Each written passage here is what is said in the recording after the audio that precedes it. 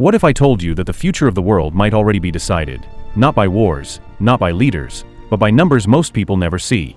Right now, above your head, across the oceans, in the skies, and deep inside the global economy, two superpowers are locked in a silent race for dominance. And by the end of this video, you'll understand why raw numbers don't always equal real power. Before we begin, comment where you're watching from, and subscribe to the channel. Because here we break down the world using facts, not noise. Let's start where modern power truly begins.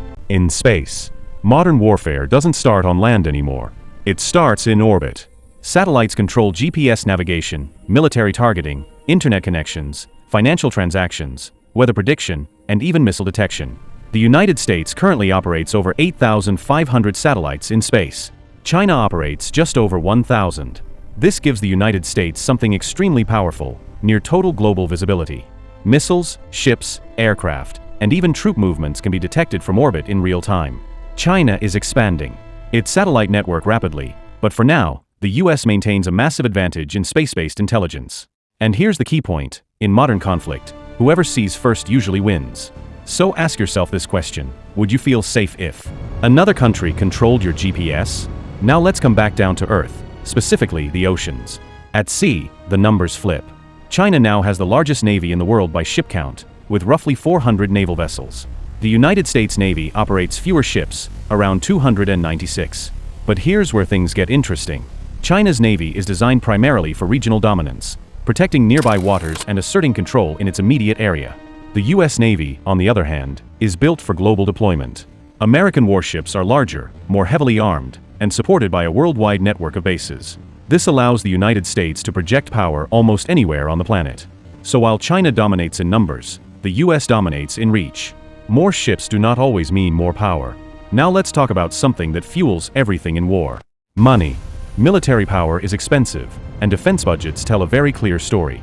China spends approximately $236 billion per year on defense. The United States spends about $929 billion, nearly 4 times more. That money funds advanced weapons research, global military bases, cyber warfare, artificial intelligence systems, and logistics operations around the world. China spends less, but it spends strategically. Its military budget focuses heavily on modernization, efficiency, and preparing for conflicts. Close to home. High spending creates flexibility. Smart spending creates efficiency. And both countries are playing this game very differently. Next, let's look at who controls the sky. Air superiority often decides wars before ground troops even arrive. The United States operates over 13,000 military aircraft, including fighter jets, bombers, transport planes, refueling tankers, and drones. China operates roughly 3,300 military aircraft. This difference is massive. The US Air Force and Navy are designed to fight anywhere on Earth. China's Air Force is optimized for regional dominance and rapid response near its borders. The strategy is clear. One prepares for global reach. The other prepares for regional control. If this surprises you, tap the like button. It helps more people see factual content like this. Now let's talk about people. China has the largest active military force in the world, with over 2 million active personnel. The United States has around 1.3 million. More soldiers mean greater endurance and manpower. Fewer soldiers mean heavier reliance on technology, automation, and advanced weapons. China emphasizes numbers and scale. The United States emphasizes force multiplication, using technology to make fewer troops more effective. Neither approach is weak. They are simply different philosophies of power. Now let's zoom out and talk about the foundation of all power: the economy. Military strength cannot exist without economic strength. The United States currently has the largest economy in the world by nominal GDP, at approximately $31.8 trillion. China follows with about $20.6 trillion. The US dominates global finance, currency influence, and investment flows. China dominates manufacturing, production, and supply chains. One controls money. The other controls production. And history has shown us something important.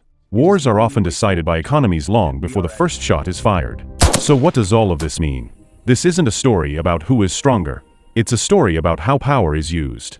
The United States leads through alliances, technology, and global presence. China leads through scale, speed, and long-term planning. One reacts quickly.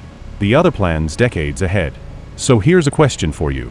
Which strategy do you think lasts longer? Leave your answer in the comments.